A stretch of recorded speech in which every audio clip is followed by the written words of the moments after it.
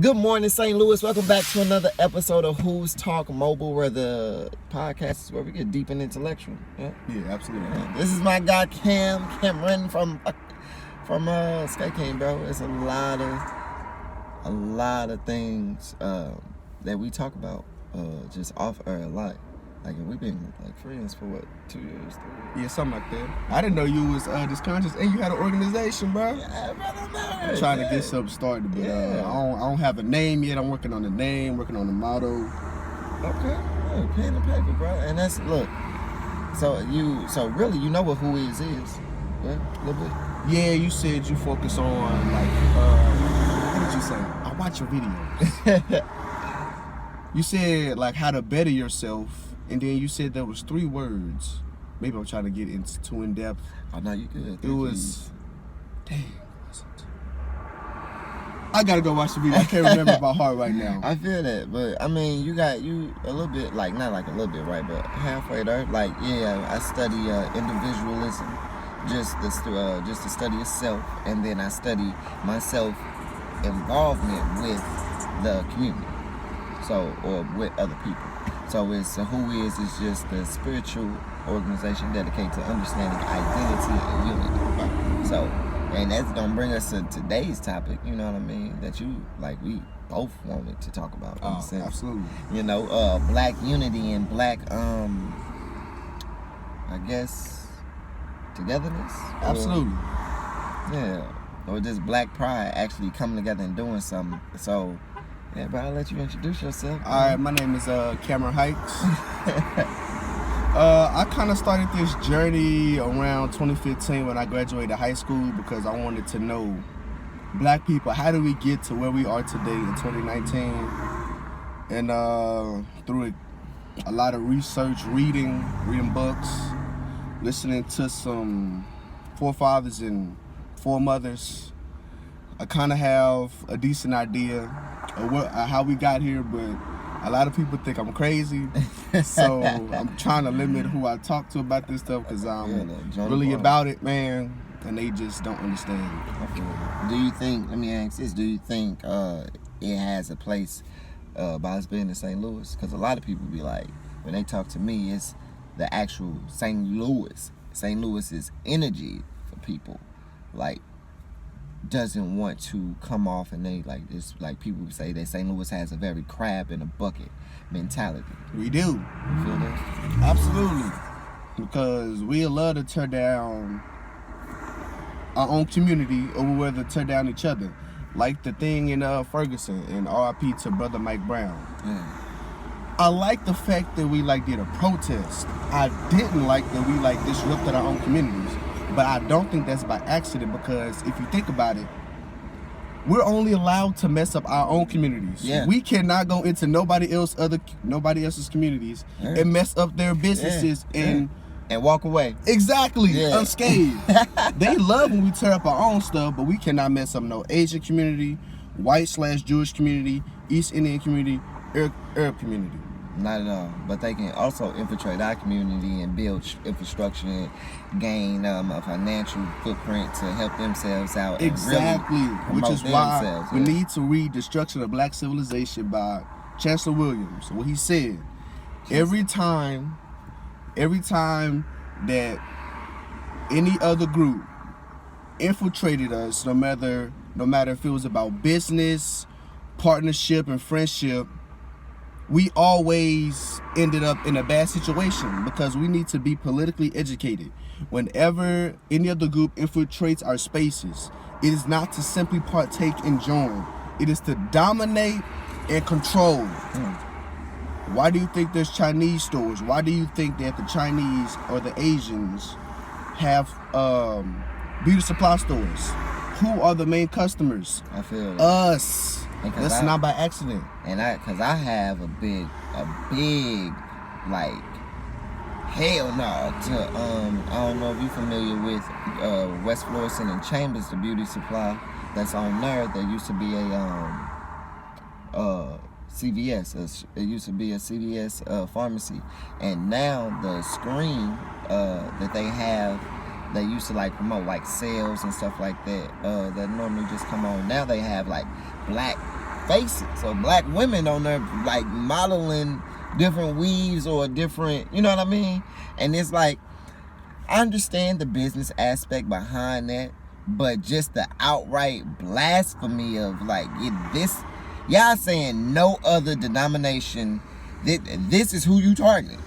You know what I mean? And then it's called like Hollywood beauty, or like it's like subconscious things like that gets a person to be like, oh, I'm not pretty enough, or oh, I know what beautiful looks like, when you going like outward to find the answer, when really it's just like, no, black is beautiful and this and the third. But it's like we'll say that to each other, you know, black queens, black kings, and it's just like, but yet we'll also allow our mental to be tampered with, to be sold a dream to, let me say that, which is getting back to what you were saying, like it was off earth, just like it was, some people was okay with slavery, and that's not okay, but it's just when you allow someone to give their doctrine to you, just allow them to teach you, and you go into the teaching as if you know nothing, as like you're an empty cup, versus, oh, I know something, I'm just here to see what you know. You know what I mean? That's where, again, things go bad, because you going into it completely blank. You know what I mean? And that's like, no, and that's where the Willie Lynch came from. Keep the body, but take the mind. Exactly. You know? So let me ask you this. How do you feel about black pride? Let me ask that. Or let me ask you, better yet, what does black pride mean to you? I'll say for me, black pride means going back into history, see who we've been historically, and then try to mimic the successes of our ancestors, and then learning from the mistakes.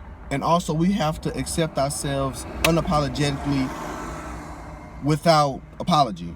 So, black women, you have to wear your natural hair, and black men, you have to give compliments, because a lot of black women's self-esteem is about pleasing their man, because any woman wants to please their man. But it's hard to please your man when he has Eurocentric views and you have Eurocentric views. So what we need to do is detox everything we've learned from Europeans, and then go back to what we've learned in the motherland in Africa. So black pride is black women helping black men helping black women, supporting black businesses, creating black children, then teaching them history so then they can learn and progress from what you've built to the next generation. So how you feel about interracial? I don't support it. Oh, okay. I don't support it.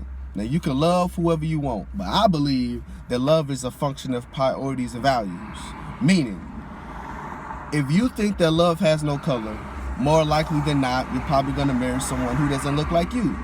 And you have every right to do that. But you need to understand the climate that we live in. All white people benefit from white supremacy. Meaning, if you sleep with them, you're sleeping with the potential enemy. And what is the purpose of the enemy's tactics? Infiltration. And then, once you die, do you think that partner is going to spend any of their money with the black community? Case in point, don't you know about that black girl who went on Dr. Phil, who was her mom was with the white man, and guess what? When he died, he didn't leave her no resources. She had to go back to the hood or the city when that white man died. That's case in point. They don't leave resources with you. They will never leave resources, funding, a will. They will never leave any of that with you. So everything they do is about photo ops and psychological. It's nothing tangible. Okay. And another reason I don't support it, you can't have black power without a black relationship. A heterosexual black relationship. Masculine black man, feminine black woman. Gender roles. Each role has a part to play. The man is supposed to protect and provide. Open the can of worms. Exactly. Yeah. And then the woman is supposed to support the man. She's a helper. Okay. That's what we're supposed to do. And no interracial when it comes to this. No. This racism, white supremacy. We can have interracial relationships once white supremacy and on the way Asian supremacy, because they're taking over the Caribbean and Jamaica and in Africa. Yeah. We can have interracial relationships once we take our power back. Because right now we are not a power base. We're dependent on everybody else to get what we need. Yeah. And I was saying, like, in America, we all talk about this race war that's been bubbling. And it's like... We've been in one for 400 years. And but we still don't get it. Who you gon'... My question is, who you buying your ammo from? Exactly. We don't manufacture any food.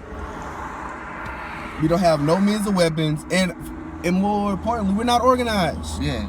But my thing is, I always say that it's hard to organize a people who don't actually know what they're dealing with or live in denial. So let me ask you this. Well, give me, I know I'm throwing a lot at you, but That's all good. One thing we could organize? Because I feel, how can we organize, get our people on a better track? Because I also want to talk about black businesses with you on why is it that you think we as business leaders cannot come together and organize the mass for ourselves as well? I'll say, the reason we can't organize, from what I've studied, okay, is because we don't really know what to organize over. Like, my thing is, I want to organize over black first, race first. Everything else other than your gender you chose, your religion, your ideology. You chose everything, maybe except your nationality. Everything else you chose, but you can't choose your race. So you are black first. So we're going to organize over black issues, which is what me and my friend were arguing over. She just didn't get it. What, black issues? Yes, because she's a woman. Okay. So she wants to throw in her gender. When I'm saying, historically, there's been no evidence of white women or any other race of women standing up for black women. So how can you put your gender first? And also, black men and black women have pretty much gone through the same thing, maybe in different ways. Yeah. Black men were lynched, but black women internationally who were part of the revolution, they've gone through executions. Right. The only thing that I think is like really particular to black women is reproductive rights and like this hair policy. That's the only thing that I think is really particular to black women. But with the reproductive thing, the way they do it with black men is different. With black women, they try to make them sterile and not be able to have kids. With us, they incarcerate us and kill us. So and it's also, the same thing, but with different tactics. Yeah. And also, in Florida, I just looked at that if you a sex offender, they're chemically injecting you with something that lowers your testosterone level and your hormone level. So just more so, I looked at that like to where, not to say like sex offenders, but have you seen the new series on Netflix, When They See Us? I've started the first episode, then I kind of Dill down? No, I didn't dill down. It's like some folks came in the room and okay. But yeah, man, check it out. Just on the tip of like, what if I'm wrongly accused and you sterilize me while I'm in jail? I can't have children no more because of a wrongdoing. You see what I'm saying? Like, they can backfire so far.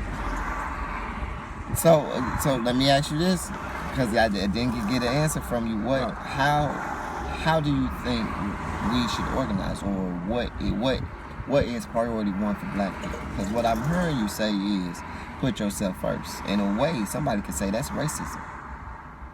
Well, I could counter with this. Isn't every other race, quote unquote, racist? They were about their people, their agenda first. Okay. All right. Yeah. So, you right. Black people, I'll say this, what David Banner said. It's black people's lack of quote unquote racism. Okay. I've heard the same. Yeah, I heard the same interview. Yeah. Our problem is we're too multicultural. We want to bring everybody with us. Yeah. No.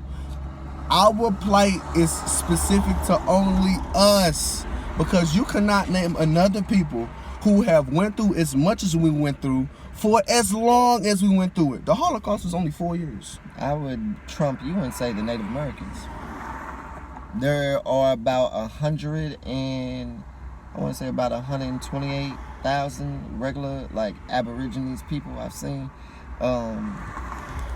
Like I seen not a post. I just was looking online and it was saying like it's about 128,000 original people of where they came from. You see what I'm saying?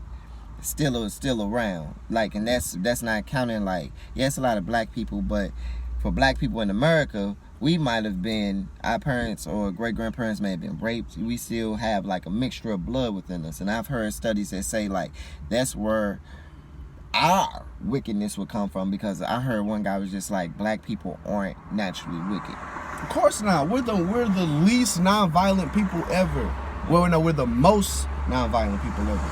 And see, and that would go back to the, have you ever heard about the Caribbean Revolution? Mm-hmm. The Caribbean Revolution, where the whole Taino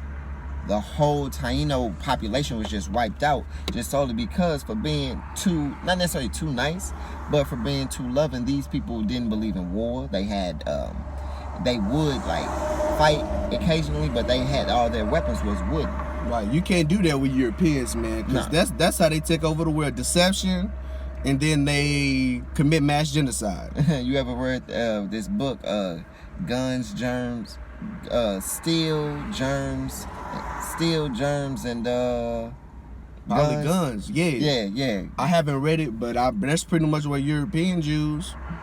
Yeah, bro. And see, so let me ask, because I still ain't. All right, I'm gonna answer. Yeah, give me, what should we organize on? Organize? It's a lot of issues, but our first thing we should work on is education, preparing black children for the next phase that they need to play in the freedom struggle of white supremacy, and then economics. Would you believe it, bro? We're like the 9th or 10th richest nation on the face of the earth, Black America. I can believe that. And we don't have any hospitals, supermarkets, banks. Well, we have some banks, but they're not up to par. And schools. Well, I know the Nation of Islam has some schools. But like, how can we grow so much money and we don't have pretty much anything we need in our community at the same period of time? Yeah. And in same content, it's like you still a slave. Right.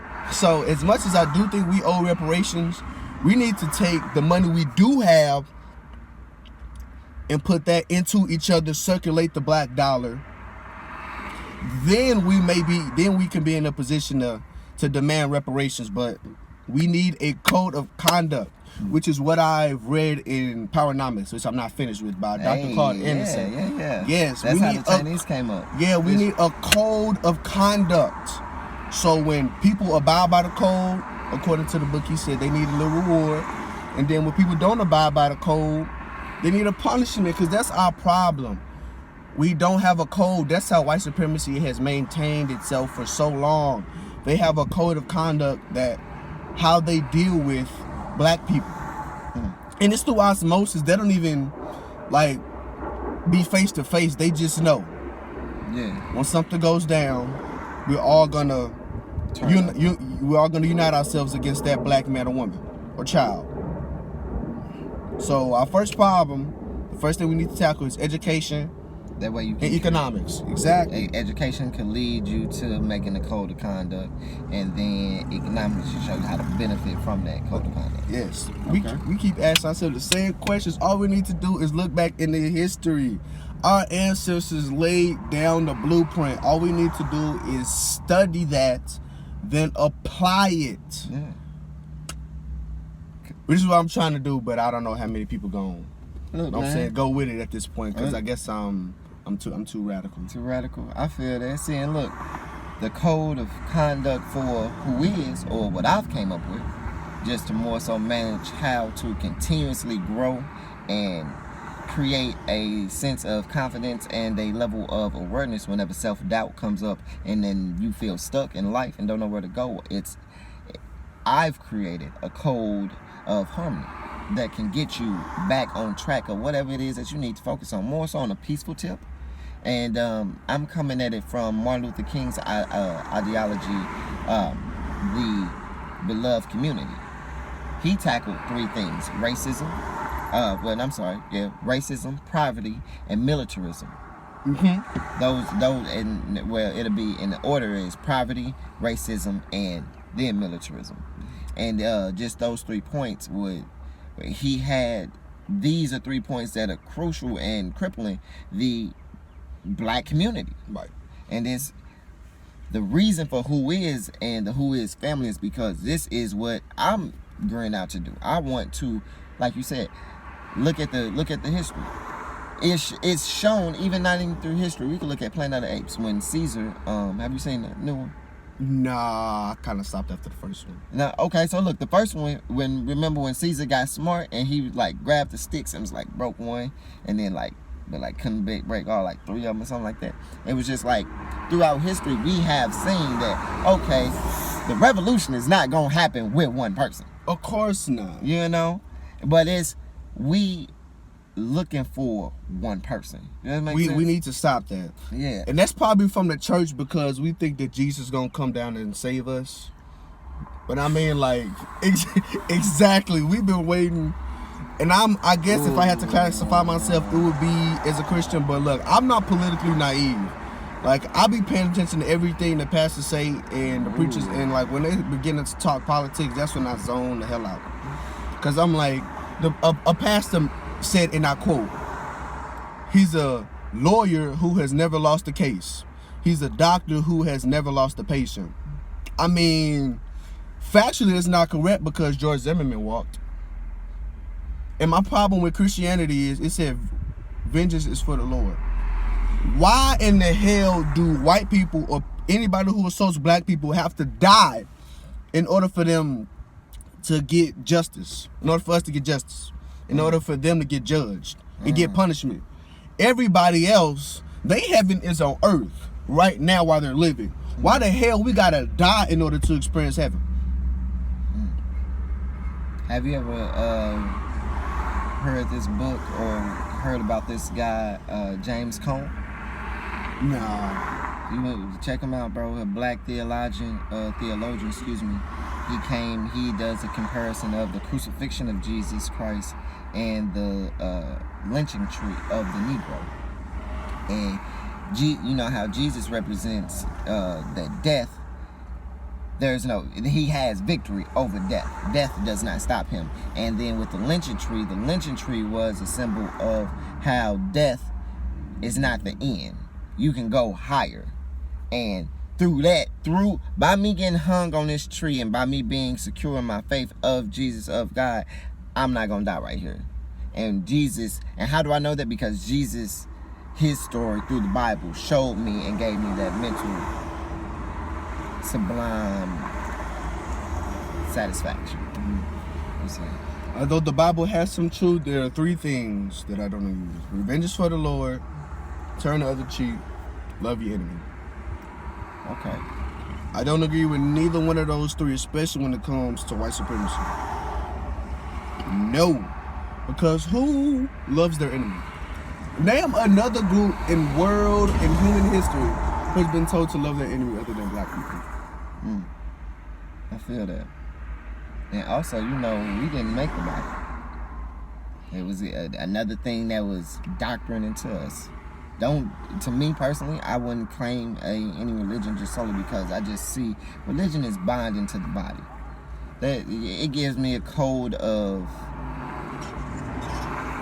I would say, a code that challenges me to ask questions, which is okay, you know what I mean? And Who Is, again, is a spiritual organization, which is why I can't nail it down to any specific religion, but we use different religions, their practices and their teachings to help all cultivate a person to be the best that they can be in the most harmonious way that they can be. So if loving your neighbor is going to get you to forgive them and for you to move forward, okay, go. By all means, don't go over there kissing on them, nothing like that. But for black pride to have come so far and not be able to, like you say, have what we have, in a sense, that's a way of being pathetic. That's piss poor. You have no excuse for that. Like you said, especially when the history is laid down, the foundation is laid down for you. You have what is your argument? Because I can pull up in the history books and show you, like, okay, well, you shouldn't feel like that because Brown versus Board of Education. You need to wake up to school and go every day because look at what they did. You see what I'm saying? And it's like a lot of things, not necessarily that we are naive to, but I look at our elders and say that y'all failed us to push us. Like, y'all raised us as a warrior would versus a parent to a kid. That makes sense? I kind of feel like they have to raise us in kind of a warrior because they know once they leave the house, they could die. That's what black people need to understand. We are at war, so you need to know. Anytime you leave your house could be your last time. Yeah. We just need to deal with the reality of it. No more sugarcoating. That's why whenever I leave the house, I know this could be my last time. And I know that any altercation with a European could cost me my life. So that's why I try to stay the hell away from it. And I go to a PWI, so right up the street. So I go to class and go to hell home. Like, I'm always thinking with a political mind. Some people kind of grasp it, some people don't. But we need to unify over black issues. And this is the thing that I probably should explain to my friend about this. I'm a black woman, so you saying only fight for black men. No. Let me break it down. Right, here. Black unity, let's talk. Right. Black girls and boys go through childhood molestation, so that there's no separation in gender. Right. There's pedophilia in the black community, which goes to boys and girls, men and women. And it's not talked about at all. So that's men and women. So there's no need to separate. Now the hair thing, that is specific to black women, and I will give y'all that. Also black men, because we are also discriminated against. If you have dreads, you can't get a particular job. Exactly. Yes. You know so what I mean? there's no separation in that either. Black men and women historically were raped for different reasons. But raped. Yeah, exactly. So where's the separation between black men and black women? There is no separation. You're all black first, everything else second. If you're a Christian, you're a black Christian, not a Christian who is black. If you're a Muslim, you're a black Muslim, not a Muslim who is black. Okay. Or any other religion you want to claim, any other denomination. You're black first, everything else. And even if you're a homosexual, even though I don't agree with homosexuality, you are a black homosexual, not a homosexual who is black. Now, I don't hate gay people. I just will never support your lifestyle. So I don't hate you, but I'm not going to support it either. So that's where I stand. I'm going to rock with you because I do have I do have a lesbian friend. But we don't even talk about her being gay because, to be honest, it doesn't matter. It's just when she wants me to openly support it, can't get down with it. Right. And I also want to say one more thing about the interracial and why I don't support it. Love is not blind. You choose to love somebody. It's a conscious decision. And two, no matter who you marry, do you think that person's loyalty is going to be to their wife or their husband, or do you think it's going to be to their community? Because for everybody else, how it should be for us is race first. So you could be, as a black person, you could be married to whatever race you want to be. But don't think that their loyalty is to you. Or your community. Right, it's to their community.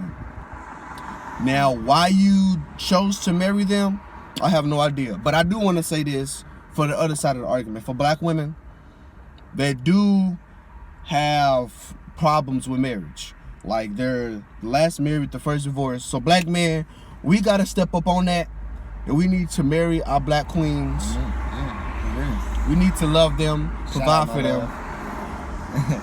And it's another topic. We're not ready to try it yet, but polygamy is going to have to be discussed. I mean, yeah, that's another because episode. Every woman deserves to be provided and protected. Period. Every black woman. Yeah. But right now, black men got to get themselves financially stable enough to handle that. We're not ready for it yet, obviously. But I do agree with it. Okay. So, all right. So, to go and wrap everything up, brother, let me ask you this closing one. Whose philosophy would you rather see come back? for 2019? Martin Luther King, Malcolm X, or Marcus Garvey? Marcus Garvey, absolutely. Well, Marcus Garvey and Malcolm X are kind of the same because they were trying to do something international. But definitely Marcus Garvey, man. I rep that red, black, and green. Red for the blood that was shed. Black, the skin, the black people internationally. And then green, the wealth of Africa. Because we do need to invest in the mother continent. And I don't want to hear that, oh, Africans don't like us. No. You talking about, I think they really talk about That's African immigrants. Exactly. They're talking about African immigrants who come to the U.S. I never met nobody who don't like me. Exactly. in Africa on the continent, they rock with us. Of course, there's going to be some coons, but that's more African immigrants and Caribbean immigrants who come over here. But again, you sold on the idea though. So again, I don't believe that. Exactly. Until I meet one who specifically tell me and I get them on the show and tell me exactly why you don't like that, I don't believe that you don't like and if a black person does call you a nakata, that's like they basically call you a cotton picker, so they're saying you were a slave. Don't come for that. Don't go for honestly, that. words don't hurt. You know what I mean? And then on top of my argument against everybody who like want to be is you suck. But I love you though. But I bet 5 you're going to get stuck on that first part. That's fine. I'm going to go about my day. So because you suck. Right. You know? I got to say 2 more things. I don't know how long you're trying to go. But Pan-Africanism or perish. Period. That's the unification of all people of African descent, no matter where you live in the world, no matter what language you speak, no matter what religion you practice, no matter what you look like. Okay. That's the only thing that can save us. Because if you think about it, Pan-Africanism. Yes, that's what Marcus Garvey called. That's what it's called now. But at first it was called Garveyism. Yeah. So you cannot name anywhere in the world where black people are doing good. Period. We are the bottom of the totem pole. So when black people try to be like, "Oh, you African American, you Jamaican," bro, we are the same. Everybody sees us as one race but us. And plus, if you go anywhere in the world, we're going through the same thing. Yeah. We're just in a different location. Yeah. So Pan-Africanism or perish. And I forgot what the other thing is I had to say. Let's go. Damn. Wow. That sucks, bro. Dang, what was Yeah. Sure. I know it's Pan-Africanism or perish. Then what was the other thing? I don't know. I think I thought I had something else, but I don't know. Cam Hykes, y'all. What's up, y'all? This guy. Yeah, brother. Yeah, I'm a Garveyite. Garveyite all Absolutely. the way. I don't know if you can feel my presence, but I'm MLK.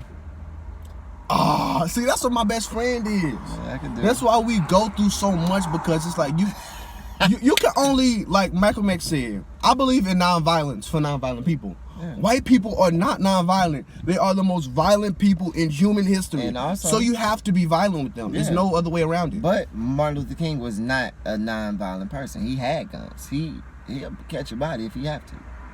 Right after his house got bombed, he had guns in there. A lot of people be like, bro, you was only peaceful. Like, because like we already talked about, like the argument's already won. We don't make anything. So how I'm gonna fight somebody who, 1, I don't know anything about, and 2, not to say that they're smarter than me, but they're smarter than our mass to them. We are not moving how they move. So how can I fight someone with like, and I got the BGs. I've been in fights before. I cannot fight you and I gotta go boo boo. The term, it will not work. My body would have to either get my stomach together and handle this, or go boo boo and then come back. You see what I'm saying? That's Black Union, like getting your stomach together or getting everything together. You know what I mean? Or handle what you have to handle and then come back ready for the fight. Like you said, the white people gonna do it. They know off rip. Hey, when shit hit the fan, we together. Blacks, like you said, we're the only ones that classify ourselves. Oh no, you're not black, whatever that is. That's a color. You African American. You're not African American. You Jamaican. You this that, and it's just like, bro, whatever the fact. Yeah, you praise your culture, this and the third, but what? Each one teach one, you know. Right. Yeah. This guy, Cam Hykes, man. This is a great episode, brother. Yeah. Appreciate you for coming out, bro. Absolutely. Yeah, most definitely. We got a lot more conversations. Yes. A lot more coming. So, Black unity over everything. Black power over everything. okay. No more self-hatred. No more division. We are black first. Let's unify over that. Everything. Leave everything else at the door. Your feelings, your ideology, everything. Leave it at the door. Black first. Black power. We out, y'all.